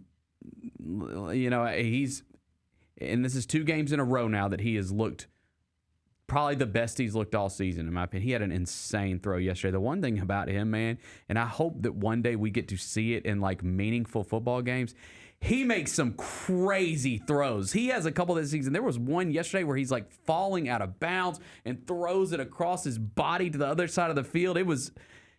He can make some wild throws. I think there's definitely something there. I think the first thing they try to tell you is don't throw across your body back across the field. But he connects, man. He connects. It's twice he's done it that I've been like, whoa, no. And he hit his receiver. One of them was for a touchdown earlier in the year. So I think there's something there. We're going to see because they're going to obviously get a top 5 draft pick. Right. That's happening. So sounds like you're just a few more weapons and a top shelf coach, like somebody like Mike Vrabel, away from being back where you want to be. And you know what? Again, I think he's just got to go out and find you a Mike Vrabel. I think he's the guy. Yeah, you got to find one of those. You got to find you one of those. I think he's the guy. I'm excited about his future. I have his jersey, so I'm obviously heavily invested. Yeah. But it will be interesting. Like if you get the number 1 overall pick, is whoever the top guy going to be like a generational talent? Like we'll see. We'll see. About the best thing you can do is have the number 1 pick and not want to take a quarterback because it's somebody else. Yeah, but what if you have to? I mean, that's the other side of it. What? I know. Cam's my guy. I'm just saying, like, what if you get put in a position that... If you take a quarterback first overall the year after taking Cam Ward, you messed up somewhere. I completely agree. No, you say we got the number one pick. Who wants the quarterback? Who's the best quarterback in the country? Who wants him? Call us. And let's get a bunch of high draft picks. That's right. Yeah. Yeah. That's the way you got to do it. Yeah. You hold the number one pick, and somebody falls in love with some quarterback. Yeah. And you wait for them to pay top dollar for him. Yeah, because they got to get him a number one wide receiver in there. That's got to be literally their biggest thing that they do this offseason is getting him a true number one weapon. That's what you do for a young quarterback. That's what I would want done for me if I were a young quarterback. Yeah. All right. You don't have that right now. Well, I wish him luck. I hope it works out. Yep. Number 5. The Players Era Festival gets started today in Las Vegas. Are you familiar with this, Bennett? No. Do you want to do Players Era Festival for dummies? I think we've talked about this before, though. I remember us talking about it in the summer, maybe? It's an interesting concept that people have been skeptical of, but here it is in year 2, and it has dramatically... I do know. I remember us talking about it. It's dramatically changed Thanksgiving week in college basketball, because Thanksgiving week in college basketball, my whole life, dating back to when I was 7 years old, has been Monday, Tuesday, Wednesday, you get the Maui Invitational. Yeah. And then more recently, Thursday, Friday, Saturday, Battle for Atlantis. Yep. Right? And so you've got Hawaii on a big stage, Bahamas on a big stage, but now here comes the Players Era Festival. And what makes this different than these other tournaments is the changing landscape in college athletics. Some event organizers decided, hey, could we put together an elite Thanksgiving week college basketball event with the idea being we will pay you to come here and you can redistribute the money to your players. In a time where every coaching staff and university athletic department is trying to figure out where to get this money from. Like, we are now building football teams and basketball teams with money. Mm-hmm. You have to buy your players. And, in basketball, Kentucky's spending in excess of $20 million a year. Mm-hmm. In football, there are schools doing that. I think, like in the ACC, Duke, North Carolina, they're up there in that range as well. Louisville, way up there. Well, not all schools have this type of money. So you've got to try to figure out, where can I get, like, every dollar matters. So this new concept comes in, and it's like, hey, Auburn, you have a choice. You could spend Thanksgiving week going to Maui. You'll play 3 games there. And it's amazing. Like, it's a wonderful trip. But they don't pay you to go. It's just they invite you. Mm-hmm. And then if you want to come, they'd be happy to have you. But they're not going to pay you to go. Okay, well, how much does it cost to go to Maui? To take the whole traveling party, team, coaches, trainers, athletic department staff, tutors, all the people you take on a trip like that. How much does it cost? You know what people tell you? About $500,000. Okay. By the time you get the flights, the plane, the resorts, all the meals, everything you got to do, you're losing about $500,000 to fly to the other side of the world. Right. Or we could just go to Las Vegas and they'll pay us $1 million to go. And then we can redistribute all of that money to our players, or much of that money to our players. Cover all of our expenses and redistribute money to our players, and also just have this money in our athletic department to use on players next season. You want to pay $500,000 to go to Hawaii, or get $1 million to go to Las Vegas? What would you do? Probably get $1 million to go to Las Vegas. And that's what everybody's doing. Yeah, because the sell of Maui and Atlantis, that's just the scenery, the vacation. Well, here's the thing. It's just always been the only things there were. And it's exciting for the players, right? Like that's why I don't love this, because I remember going to Cancun with the Memphis basketball team when I was the beat writer. And it's just sort of, you realize, like, people come from 2 different worlds. And I didn't even come from, like, I didn't grow up in Collierville. I grew up in Horn Lake. But, like, I had been to the beach. Mm-hmm. There were so many Memphis basketball players who had never been to the beach. They had never seen the ocean. It's like a once-in-a-lifetime trip. for a lot of people. For a lot of people, for sure. And you go to Maui, like that's an amazing life experience for young people. It's something they'll talk. There are so many people who have been to Maui to play in the Maui Invitational, and before they went, they had never seen the ocean, and they've never been back. But they went and experienced that, one of the most beautiful places in our country, because of a basketball tournament that was there. And it's the little gym. I told this story on the Island College Basketball podcast last night. I went there in 2018. And the championship game was number 1 Duke against number 3 Gonzaga. It was Zion Williamson, R.J. Barrett, Cam Reddish, Brandon Clark, Rui Hachimura. Yeah. And also in the tournament was Auburn, which was like ranked in the top 10. Auburn ended up in the Final Four. Duke and Gonzaga both made the Elite Eight. The field was stacked. Right now, there's nobody in the field. There's one ranked team in the field, NC State at number 25. I told the story. When I walked in there, because my whole life I've been watching the Maui Invitational. And it's in that same little gym, the paintings on the walls. It almost felt like the first time I walked into Fenway Park. I'd seen it my whole life, the Green Monster on television. And it's like, oh, wow, I'm here. Like, I'm here. Wrigley Field, have the same thing. See it your whole life. And now you're here, Cameron Indoor. But I had that about the little gym in Maui. Like, wow, this is it. I've been watching this on television my whole life, and now I'm here. This is neat. It's a special event. But it is not a coincidence that in the second year of the Players era, you've got what is this tournament in Maui. It goes back to 1984. This is the worst field they've ever had. And the reason is because every coach in America, or at least most of them, is saying the exact same thing you just said. If my options are go to Maui and it cost us $500,000, or go to Las Vegas and they pay us $1 million. The choice is made for me. I don't even have to make a choice. This is like, hey, Bennett, I got 2 jobs. I want you to pick one of them. All right, tell me about them. Well, this one, you got to pay $500,000 to work it, and it's on the other side of the world. Or the other one, we'll pay you $1 million to work it, and it's in Las Vegas. What job you want to do? All right. Thanksgiving week. It's not even a choice. So now 18 of the best basketball programs in America are in Las Vegas playing in a 3-day event. Now, I hate the format. If I were in charge of this, I would have said, hey, let's cut it down to 16 teams. Make 2 totally separate 8-team tournaments. And we'll play quarterfinals on Monday, semifinals on Tuesday, championship game on Wednesday, hand somebody a trophy. But we've got 2 defined brackets where, Iowa State fans can say, on Monday we play this team. And if we win, we play the winner of this game. And if we win that, we play the winner of this bottom half of the bracket. As it is right now, you just got 18 teams all playing random Monday, Tuesday games. And then record combined with point differential combined with something else will create the championship game and the third place game. And I don't like that part of it. But the truth is you'll turn on the TV tonight and you'll see, I think there's 3 today, top 25 matchups. And they're all happening in Las Vegas, 2 different arenas.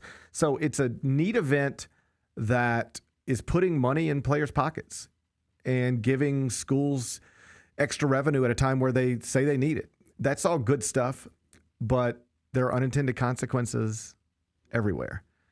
You used to go to Maui and Atlantis because, well, that's just the way you got to play in one of these things. Yeah. And those are the best. And that's the way you do it.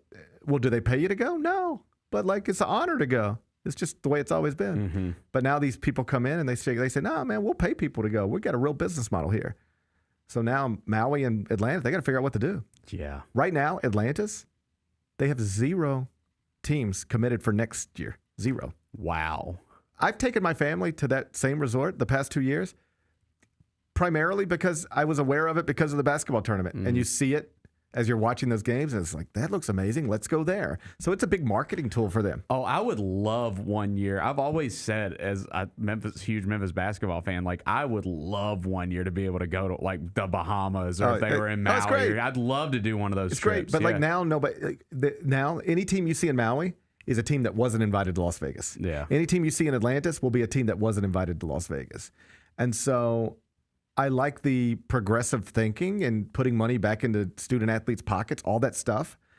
But it it's happening, and other things that are special in college sports are paying a price for it. Mm-hmm. And the Maui Invitational is paying a price for it. Like my buddy Seth Davis said on Twitter, the Maui Invitational, if you're looking for an analogy, it has been blockbuster for a while. Mm-hmm. But now this Netflix thing came along, and they're doing things you didn't even imagine anybody doing 3 years ago. So now it's like, do you adjust or not? How do you save Maui? They're going to have to get investors who are willing to help invest and pay teams to come. Yeah. Otherwise, they're just not. So Maui Invitational happening today. Players Era Festival happening today. And if you turn them on, you will see a big contrast in the caliber of teams. Most of the good ones are in Las Vegas, and the lesser ones tend to be out on the Highland in Hawaii.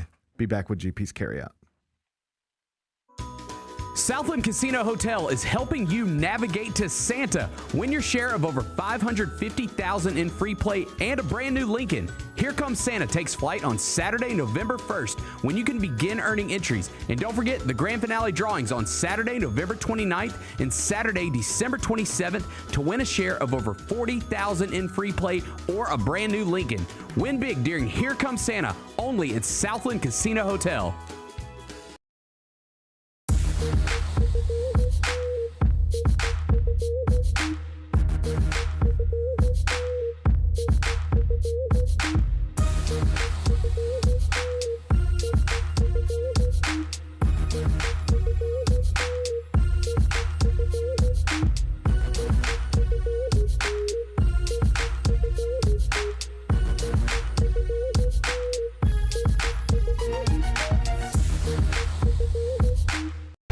The Grizzlies are the one thing everyone in the family can agree on. So join us every Sunday this season for Sunday Family Fun Days. It's a steal at just $35 and includes a ticket to the game, a $10 food voucher, post-game free throws on the court, and a meet and greet with mascot Grizz. Space is limited, so grab your tickets now for this unique experience your family won't soon forget. Go to grizzlies.com/Sunday and have a fun day.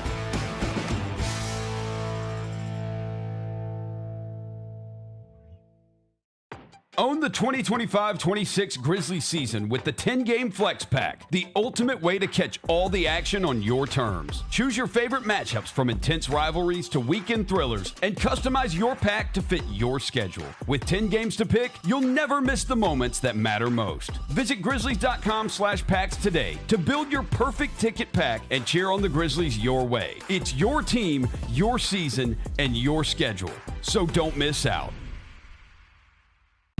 Nate Bargatze. Look, I say a lot of dumb stuff. I try to keep it in front of large groups. Seems to go better that way. Big Dumb Eyes World Tour. When you say something dumb one-on-one, it's a lot for that person. I'll say it, then I can just feel that they feel the weight of my life on their shoulders. Tickets and info at NateBargatze.com. Don't miss the Big Dumb Eyes World Tour. Nate Bargatze.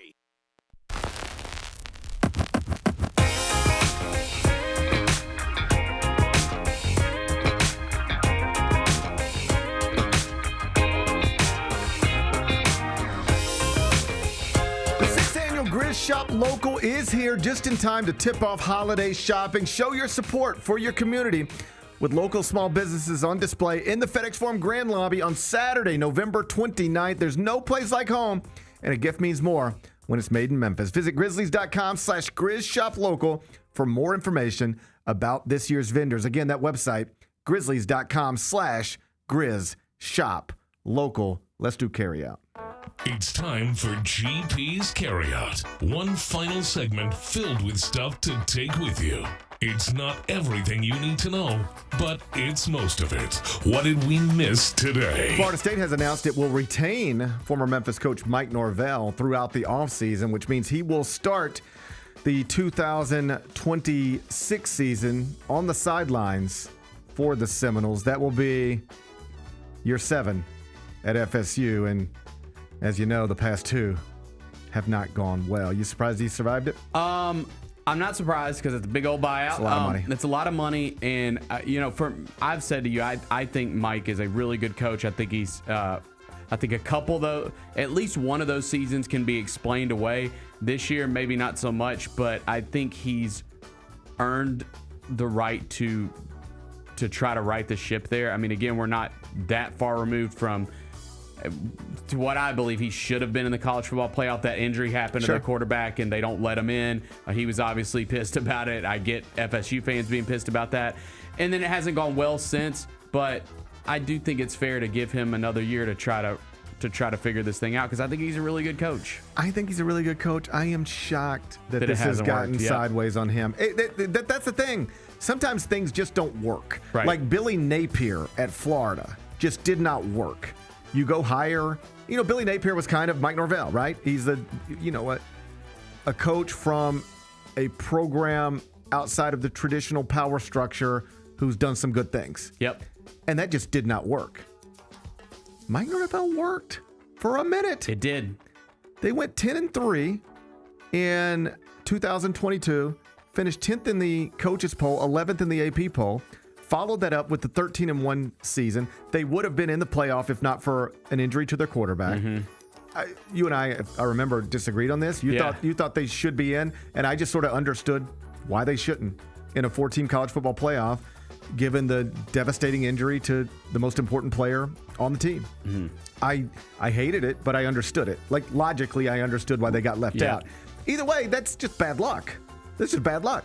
But in a 2-year stretch, Mike Norvell was 23-4 as Florida State's head coach, 13-3 in the ACC, including an ACC championship in 2023 with an 8-0 league record.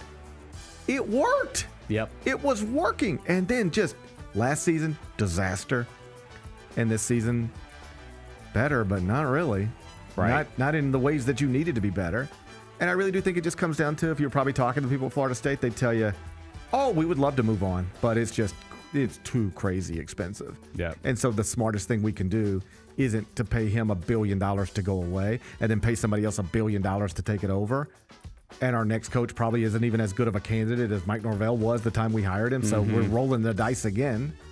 It's just, rather than give him $1 billion, let's invest in our football roster and hope that the guy who just 3 years ago everybody in the world thought was one of the best coaches in America, hope that he can refine that in Tallahassee. I guess that's the logic, and I guess I co-sign it. Probably is, all things considered, the smartest thing to do, but the fans are out. The fans, he's gonna have a tough time winning people back over. And if they get off to a rough start next season, I haven't looked at their schedule, but there'll be a short leash on it next season. Agreed. Like, if he gets off to the type of start he had in either this season or last season, he will not make it through the end. So will Mike Norvell coach Florida State next season? Yes, at least at the beginning.